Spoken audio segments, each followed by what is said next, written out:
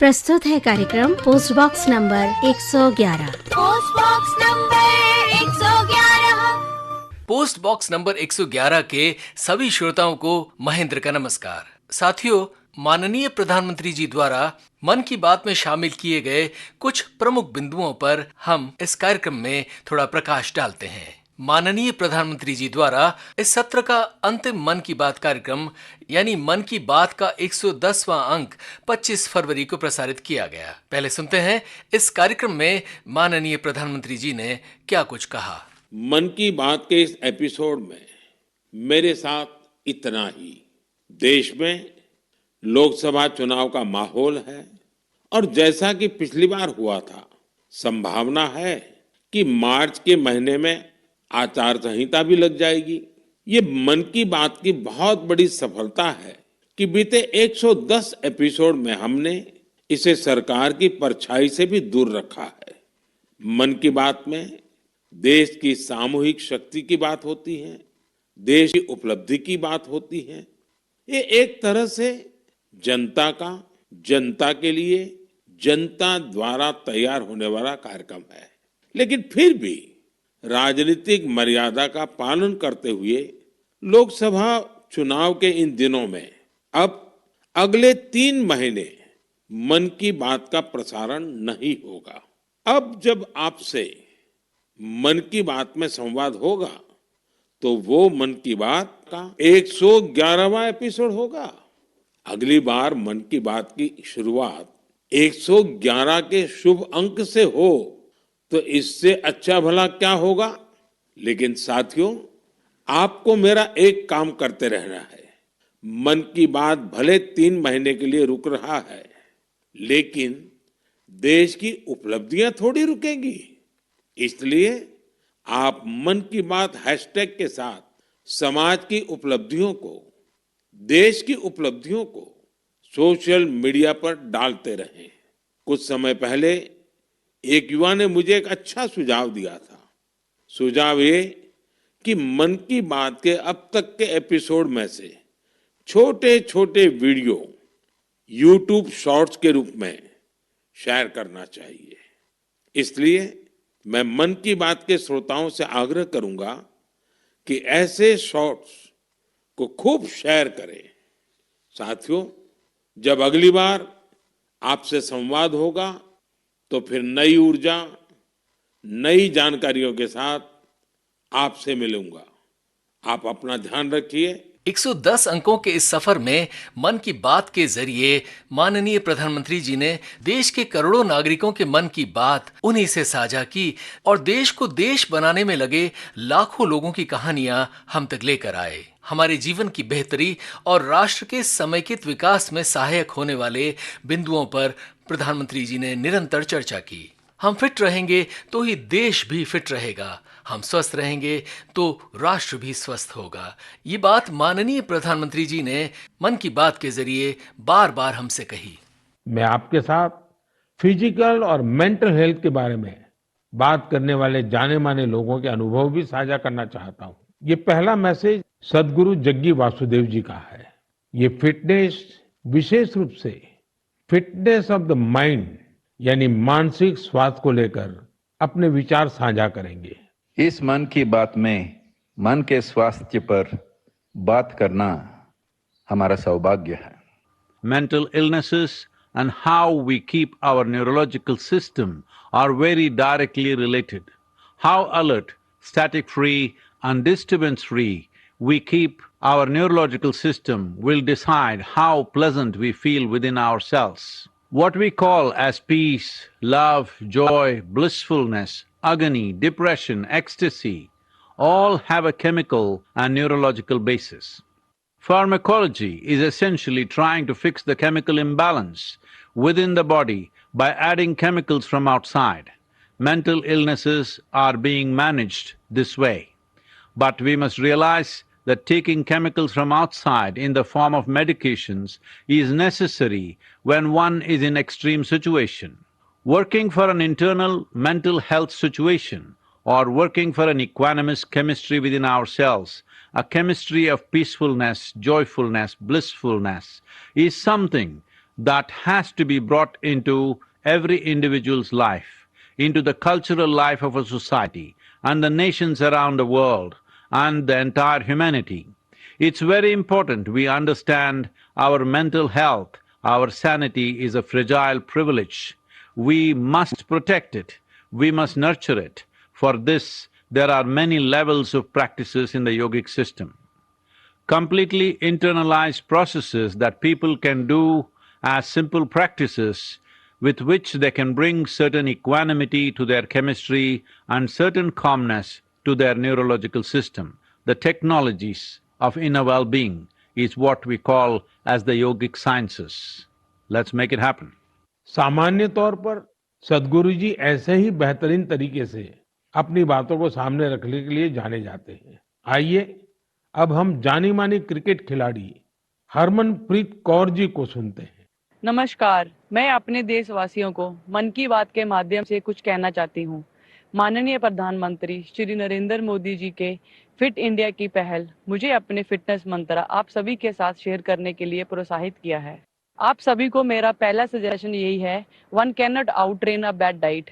इसका अर्थ ये है, आप कब खाते हो और क्या खाते हो, इसके बारे में आपको बहुत सावधान रहना होगा। हाल ही में माननीय प्रधानमंत्री मोदी जी ने सभी को बाजरा खाने के लिए इनकरेज किया है, जो कि इम्यूनिटी बढ़ाता है और टिकाऊ खेती करने में सहायता करता है और पचाने में भी आसान है। रेगुलर एक्सरसाइज और 7 घंटे की पूरी नींद बॉडी के लिए बहुत जरूरी है और फिट रहने के लिए मदद करती है। इसके लिए बहुत डिसिप्लिन एंड कंसिस्टेंसी की जरूरत होगी। जब आपको इसका रिजल्ट मिलने लग जाएगा तो आप डेली खुद ही एक्सरसाइज करना स्टार्ट कर दोगे। मुझे आप सबसे बात करने और अपना फिटनेस मंत्र शेयर करने का अवसर देने के लिए माननीय प्रधानमंत्री जी का बहुत धन्यवाद। हरमनप्रीत जी जैसी प्रतिभाशाली खिलाड़ी की बातें निश्चित रूप से आप सभी को प्रेरित करेगी। आइए ग्रैंड मास्टर विश्वनाथन आनंद जी को सुने। हम सभी जानते हैं कि उनके खेल शतरंज के लिए मेंटल फिटनेस का कितना महत्व है। Namaste. I'm Vishwanathan Anand. You have seen me play chess, and very often I'm asked, what is your fitness routine? Now, chess requires a lot of focus and patience. So I do the following, which keeps me fit and agile. I do yoga 2 times a week. I do cardio 2 times a week. And 2 times a week, I focus on flexibility, stretching, weight training, and I tend to take 1 day off per week. All of these are very important for chess. You need to have the stamina to last 6 or 7 hours of intense mental effort, but you also need to be flexible to be able to sit comfortably, and the ability to regulate your breath to calm down is helpful when you want to focus on some problem, which is usually a chess game. My fitness tip to all Man Ki Baat listeners would be to keep calm and focus on the task at hand. The best fitness tip, for me, absolutely the most important fitness tip, is to get a good night's sleep. Do not start sleeping for 4 and 5 hours a night. I think 7 or 8 is an absolute minimum. So we should try as hard as possible to get a good night's sleep, because that is when the next day you're able to get through the day in calm fashion. You don't make impulsive decisions. You're in control of your emotions. For me, sleep is the most important fitness tip. आइए अब अक्षय कुमार जी को सुनते हैं। नमस्कार, मैं हूं अक्षय कुमार। सबसे पहले तो मैं हमारे आदरणीय प्रधानमंत्री जी का बहुत शुक्रिया करता हूं कि उनके मन की बात में मुझे भी अपने मन की बात आपको कह पाने का एक छोटा सा मौका मिला। आप लोग जानते हैं कि मैं फिटनेस के लिए जितना पैशनेट हूं, उससे भी कई ज्यादा पैशनेट हूं नेचुरल तरीके से फिट रहने के लिए। मुझे ना ये फैंसी जिम से ज्यादा पसंद है बाहर स्विमिंग करना, बैडमिंटन खेलना, सीढ़ियां चढ़ना, मुद्गर से कसरत करना, अच्छा हेल्दी खाना खाना। जैसे मेरा ये मानना है कि शुद्ध घी अगर सही मात्रा में खाया जाए तो हमें फायदा करता है, लेकिन मैं देखता हूं कि बहुत से यंग लड़के लड़कियां इस वजह से घी नहीं खाते कि कहीं वो मोटे ना हो जाए। बहुत जरूरी है कि हम ये समझे कि क्या हमारी फिटनेस के लिए अच्छा है और क्या बुरा है। डॉक्टर्स की सलाह से आप अपना लाइफस्टाइल बदलो, ना कि किसी फिल्म स्टार की बॉडी देखकर। एक्टर स्क्रीन पे जैसे दिखते हैं वैसे तो कई बार होते भी नहीं है। कई तरह के फिल्टर और स्पेशल इफेक्ट्स यूज होते हैं।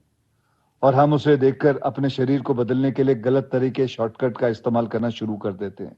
आजकल इतने सारे लोग स्टेरॉइड लेकर ये 6 पैक 8 पैक इसके लिए चल पड़ते हैं। यार ऐसे शॉर्टकट से बॉडी ऊपर से फूल जाती है लेकिन अंदर से खोखली रह जाती है। आप लोग याद रखिएगा कि shortcut can cut your life short.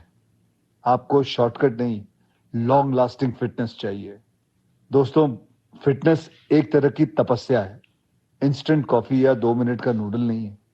अपने आप से वादा करो, नो केमिकल्स, नो शॉर्टकट, कसरत, योग, अच्छा खाना, वक्त पे सोना, थोड़ा मेडिटेशन और सबसे जरूरी, जैसे आप दिखते हो ना, उसे खुशी से एक्सेप्ट करो। आज के बाद फिल्टर वाली लाइफ नहीं, फिटर वाली लाइफ जियो। योग हमारे देश की विश्व को अनूठी देन है। माननीय प्रधानमंत्री जी ने मन की बात के जरिए बार बार हमें योग के महत्व के बारे में बताया। मैं कुछ दिन पहले सूरत की एक बिटिया अन्वी से मिला। अन्वी और अन्वी के योग से मेरी वो मुलाकात इतनी यादगार रही है कि उसके बारे में मैं मन की बात के सभी श्रोताओं को जरूर बताना चाहता हूं। साथियों, अन्वी जन्म से ही डाउन सिंड्रोम से पीड़ित है और वो बचपन से ही हार्ट की गंभीर बीमारी से भी जूझती रही है। जब वो केवल 3 महीने की थी तभी उसे ओपन हार्ट सर्जरी से भी गुजरना पड़ा। इन सब मुश्किलों के बावजूद न तो अन्वी ने और न ही उसके माता पिता ने कभी हार मानी। अन्वी के माता पिता ने डाउन सिंड्रोम के बारे में पूरी जानकारी इकट्ठा की और फिर तय किया कि अन्वी की दूसरों पर निर्भरता को कम कैसे करेंगे। उन्होंने अन्वी को पानी का ग्लास कैसे उठाना, जूते के फीते कैसे बांधना, कपड़ों के बटन कैसे लगाना, ऐसी छोटी छोटी चीजें सिखाना शुरू किया। कौन सी चीज की जगह कहाँ है, कौन सी अच्छी आदतें होती हैं, ये सब कुछ बहुत धैर्य के साथ उन्होंने अन्वी को सिखाने की कोशिश की। बिटिया अन्वी ने जिस तरह सीखने की इच्छा शक्ति दिखाई, अपनी प्रतिभा दिखाई, उससे उसके माता पिता को भी बहुत हौसला मिला। उन्होंने अन्वी को योग सीखने के लिए प्रेरित किया। मुसीबत इतनी गंभीर थी कि अन्वी अपने 2 पैर पर भी खड़ी नहीं हो पाती थी। ऐसी परिस्थिति में उनके माता पिताजी ने अन्वी को योग सीखने के लिए प्रेरित किया। पहली बार जब वो योग सिखाने वाली कोच के पास गई तो वे भी बड़ी दुविधा में थे कि क्या ये मासूम बच्ची योग कर पाएगी। लेकिन कोच को भी शायद इसका अंदाजा नहीं था कि अन्वी किस मिट्टी की बनी है। वो अपनी माँ के साथ योग का अभ्यास करने लगी और अब तो वो योग में एक्सपर्ट हो चुकी है। अन्वी आज देश भर के कंपटीशन में हिस्सा लेती है और मेडल जीतती है। योग ने अन्वी को नया जीवन दे दिया। अन्वी ने योग को आत्मसात कर जीवन को आत्मसात किया। अन्वी के माता पिता ने मुझे बताया कि योग से अन्वी के जीवन में अद्भुत बदलाव देखने को मिला है। अब उसका सेल्फ कॉन्फिडेंस गजब का हो गया है। योग से अन्वी की फिजिकल हेल्थ में भी सुधार हुआ है और दवाओं की जरूरत भी कम होती चली जा रही है। मैं चाहूंगा कि देश विदेश में मौजूद मन की बात के श्रोता अन्वी को योग से हुए लाभ का वैज्ञानिक अध्ययन कर सके। मुझे लगता है कि अन्वी एक बढ़िया केस स्टडी है। जो योग के सामर्थ्य को जांचना परखना चाहते हैं, ऐसे वैज्ञानिकों ने आगे आकर के अन्वी की इस सफलता पर अध्ययन करके योग के सामर्थ्य से दुनिया को परिचित कराना चाहिए। ऐसी कोई भी रिसर्च दुनिया भर में डाउन सिंड्रोम से पीड़ित बच्चों की बहुत मदद कर सकती है। दुनिया अब इस बात को स्वीकार कर चुकी है कि फिजिकल और मेंटल वेलनेस के लिए योग बहुत ज्यादा कारगर है। विशेषकर डायबिटीज और ब्लड प्रेशर से जुड़ी मुश्किलों में योग से बहुत मदद मिलती है।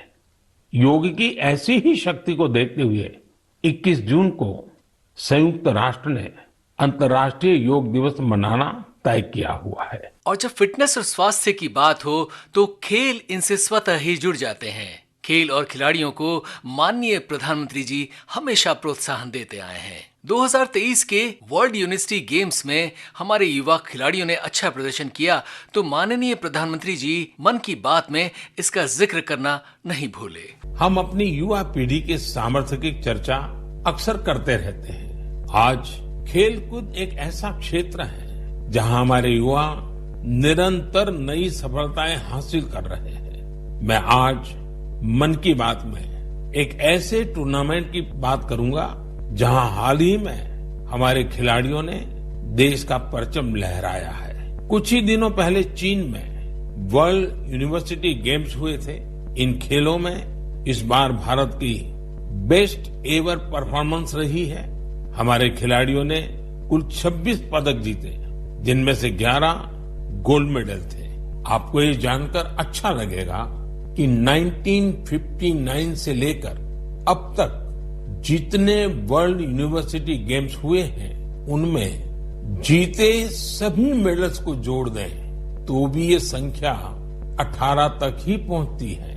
इतने दशकों में सिर्फ 18, जबकि इस बार हमारे खिलाड़ियों ने 26 मेडल जीत लिए। इन खेलों की पदक विजेता खिलाड़ी प्रगति से हमारे साथी जैनेन्द्र ने बात की।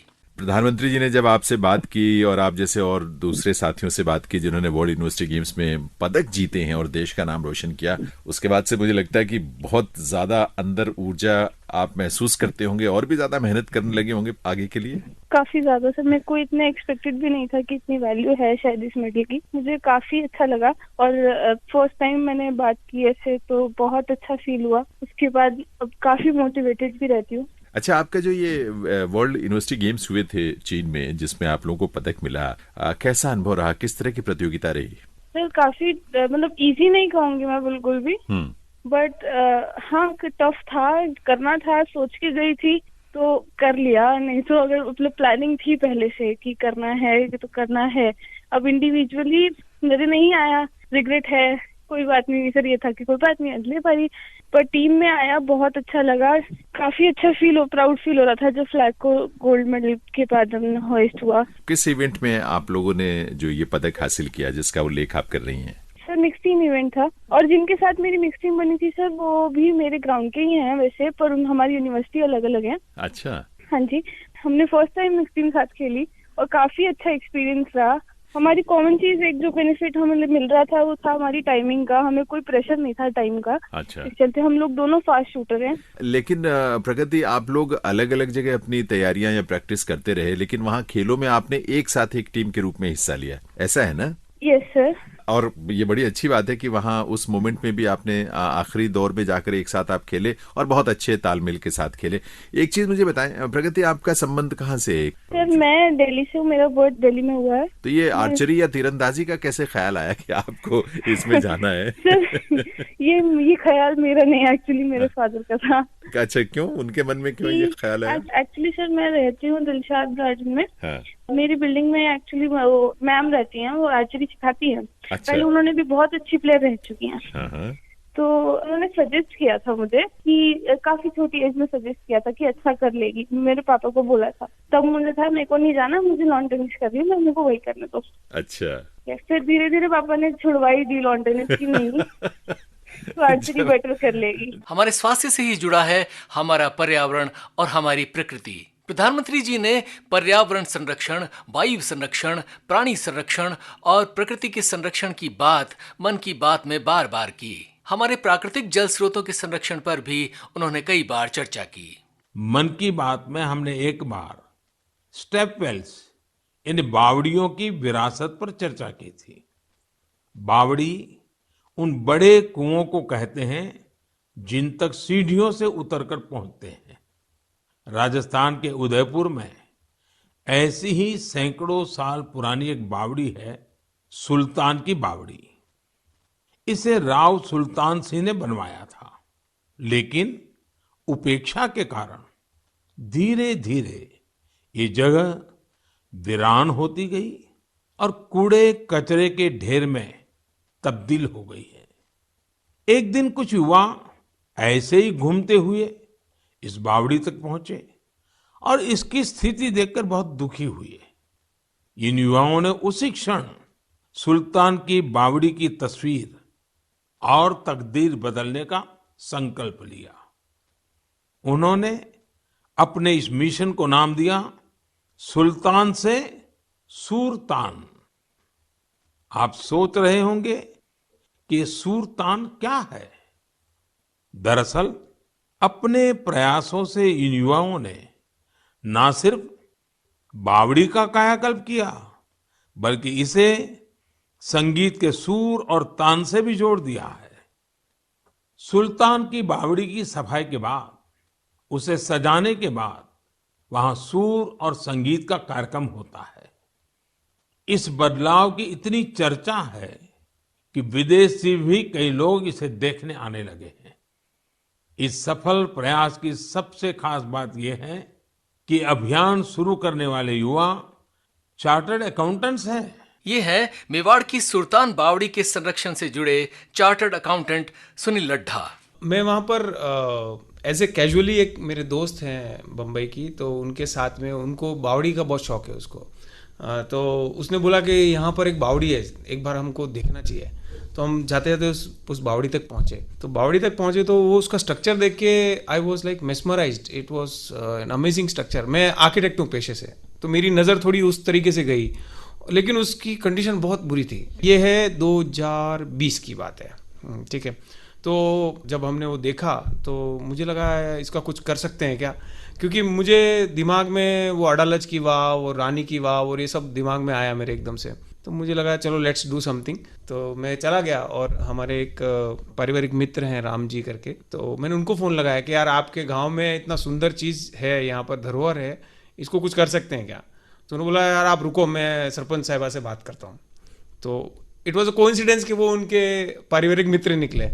तो मैडम का फ़ोन आ गया कि सुनील जी अब अपने को ये करना है, काम लेना है, बीड़ा उठाना है। तो मैंने बोला ठीक है, बस करते हैं। तो आप मुझे फॉर्मेलिटीज़ बता दीजिए, क्योंकि एक किसी और की संपत्ति में हम काम करने जा रहे हैं, तो थोड़ा मुझे पूछना तो पड़ेगा sarpanch and the constituent body को। फिर किसी कारण से मैं भी थोड़ा बिजी हो गया और आप भी शायद बिजी हो गए होंगे। तो बाद में 1 साल बाद आपका चला के फ़ोन आ गया कि सुनील जी अब ये मुहिम अपने को चलानी है और अपन इसको टेकअप कर रहे हैं। इसको ऐसी बना दीजिए कि ये गांव का नाम रोशन करे और गांव के लिए एक नायाब चीज़ बन जाए, जिससे कि एक टूरिस्ट स्पॉट जैसा तक बन जाए। तो बस हम गए और आपने हमें सहयोग किया और बस ये चालू हो गया। तो सबसे पहले जैसे ही हमने बात छेड़ी तो फिर आपने बोला सरपंच साहिबा ने कि आपको जो भी चाहिए हम सब सपोर्ट करेंगे, आप चिंता ही मत करो, आप तो बस इसको ऐसी चीज़ बना दो जो कि एक धरोहर को एक कामयाब स्पॉट बन जाए, टूरिस्ट स्पॉट बन जाए। तो बस यही छोटी सी कहानी है। Thanks to Nirmala ji and her team के हम सिटी के तो कुछ 30 लोग ही जुड़ पाए जब हमने फेसबुक पे इसको फ्लोट किया, पर Nirmala ji and Naresh ji and इनकी पूरी टीम वहाँ पर आ गई और उन्होंने ये करीबन 100 लोग, इनके नवयुवक मंडल है बेदला का कोई, तो वहाँ से वो सब जुड़ गए। सभी महिलाएं जुड़ी, एक खुद सरपंच साहिबा ने वहाँ पर झाड़ू निकाला है, उसके भी पिक्चर्स हैं हमारे पास में, डॉक्यूमेंटेड है। तो वो सब जुड़ गए। तो हमने इसको पहला फेज़ तो 11 बजे तक एक बार ख़त्म कर दिया। अब हमारी तो कैपेसिटी नहीं है, हम शहर के लोग हैं, हमारा एक फिजिकल कैपेसिटी है, और सब आर्किटेक्ट्स थे हमारे 30 लोग शहर के। तो हमने तो 11 बजे आप सब ने हमने नाश्ता कराया और हम तो चले गए। बाद में लेट तक इन सब ने मिल के काम करके करीबन 2 दिन तक काम किया और पूरा बावड़ी को एक बार बेसिक क्लीनिंग कर दिया, जिसमें जूते निकले हैं, जिसमें बैग निकला है, जिसमें कुछ अस्थियाँ भी विसर्जित करी गई थी लोगों ने। तो ऐसा बहुत तरह का कूड़ा करकट था, वो सब हमने मिलके फिर निकाला उसको। लगभग 2 दिन में या 3 दिन में वो हो गया, कूड़ा साफ 2 दिन में हो गया। तो जैसे ही वो कूड़ा करकट बाहर निकला तो बावड़ी अपने स्वरूप में आई कि ये इतना सुंदर स्टेपवेल है हमारे यहाँ पर।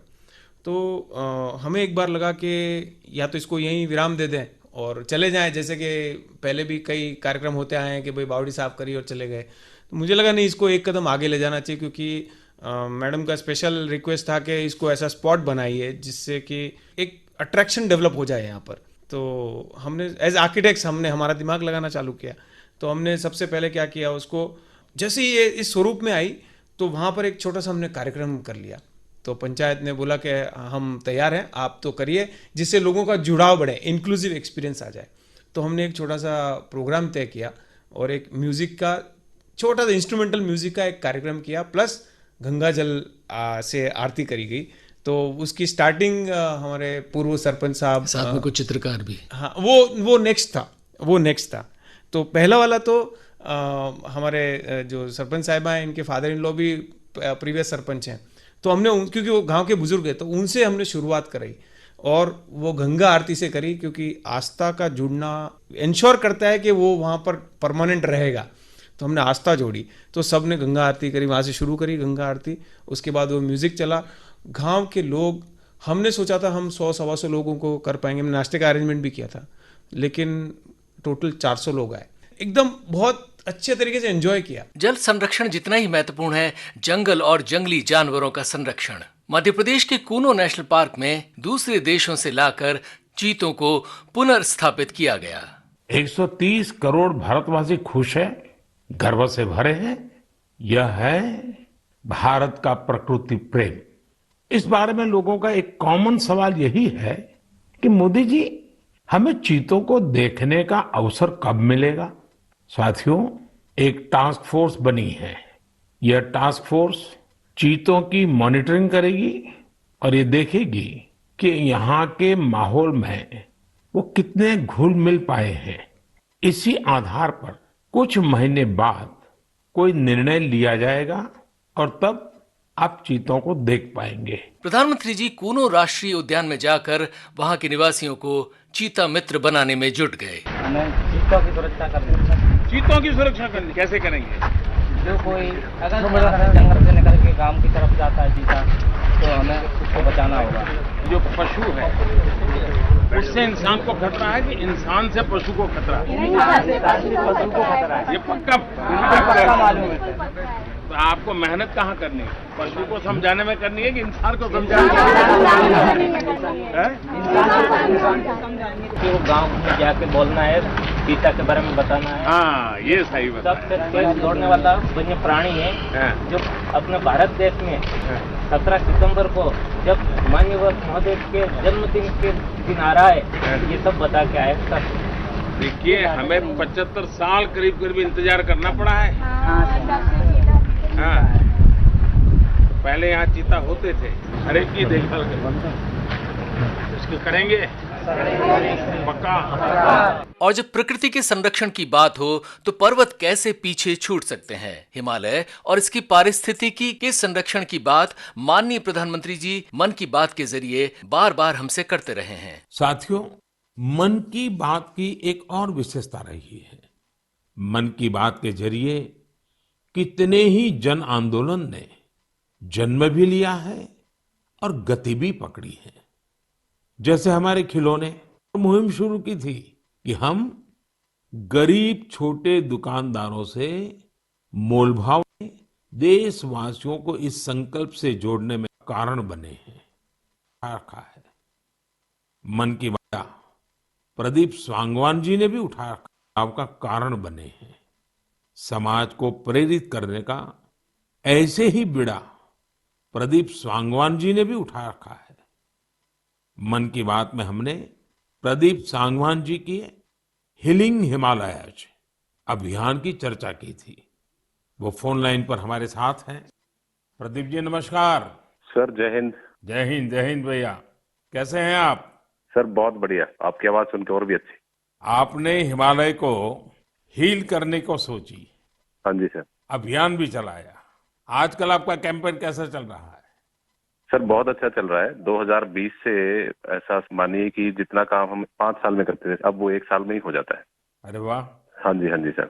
शुरुआत बहुत नर्वस हुई थी, बहुत डर था इस बात को लेके कि जिंदगी भर ये कर पाएंगे नहीं कर पाएंगे, पर थोड़ा सपोर्ट मिला और 2020 तक हम बहुत स्ट्रगल भी कर रहे थे। ऑनेस्टली लोग बहुत कम जुड़ रहे थे, बहुत सारे ऐसे लोग थे जो कि सपोर्ट नहीं कर पा रहे थे, हमारी मुहिम को इतना तवज्जो भी नहीं दे रहे थे। बट 2020 के बाद जब मन की बात में जिक्र हुआ, उसके बाद बहुत सारी चीजें बदल गई। मतलब पहले हम साल में 6-7 क्लीनिंग ड्राइव कर पाते थे, 10 क्लीनिंग ड्राइव कर पाते थे। आज की डेट में हम डेली बेसिस पे 5 टन कचरा इकट्ठा करते हैं अलग अलग लोकेशन से। अरे वाह। मन की बात में जिक्र होने के बाद आप सर बिलीव करें मेरी बात को कि मैं ऑलमोस्ट गिव अप करने की स्टेज पे था एक टाइम पे, और उसके बाद फिर बहुत सारा बदलाव आया मेरे जीवन में और चीजें इतनी स्पीड अप हो गई कि जो चीजें हमने सोची नहीं थी। सो आई एम रियली थैंकफुल कि पता नहीं कैसे हमारे जैसे लोगों को आप ढूंढ लेते हैं, कौन इतनी दूर दराज एरिया में काम करता है, हिमालय के क्षेत्र में जाके बैठ के हम काम कर रहे हैं, सॉल्टिट्यूड पे काम कर रहे हैं, वहां पे आपने ढूंढा हमें, हमारे काम को दुनिया के सामने लेके आए। तो मेरे लिए बहुत इमोशनल मोमेंट था तब भी और आज भी कि मैं हमारे देश के जो प्रथम सेवक हैं उनसे मैं बातचीत कर पा रहा हूँ। मेरे लिए इससे बड़ी सौभाग्य की बात नहीं हो सकती। प्रदीप जी, आप तो हिमालय के चोटियों पर सच्चे अर्थ में साधना कर रहे हैं और मुझे पक्का विश्वास है अब आपका नाम सुनते ही लोगों को याद आ जाता है कि आप कैसे पहाड़ों की स्वच्छता अभियान में जुड़े हैं। हाँ जी सर। और जैसा आपने बताया कि अब तो बहुत बड़ी टीम बनती जा रही है और आप इतनी बड़ी मात्रा में डेली काम कर रहे हैं। हाँ जी सर। और मुझे पूरा विश्वास है कि आपके इन प्रयासों से, उसकी चर्चा से अब तो कितने ही पर्वतारोही स्वच्छता से जुड़े फोटो पोस्ट करने लगे हैं। हाँ जी सर, बहुत। ये अच्छी बात है। आप जैसे साथियों के प्रयास के कारण waste is also a wealth, ये लोगों के दिमाग में अब स्थिर हो रहा है और पर्यावरण की भी रक्षा हो रही है।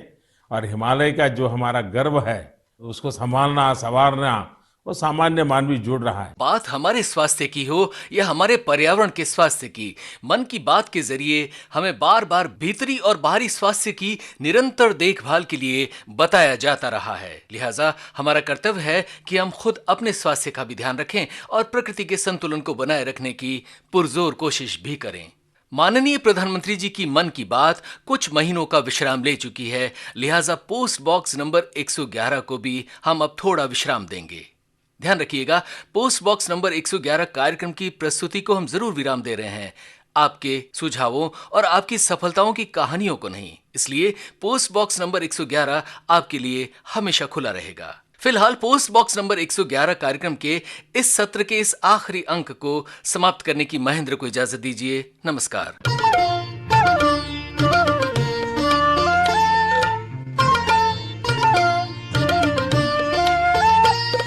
अभी आप सुन रहे थे कार्यक्रम post box number 111। Post box number 111। इस कार्यक्रम के प्रस्तुतकर्ता थे Mahendra Singh Lalas. Post box number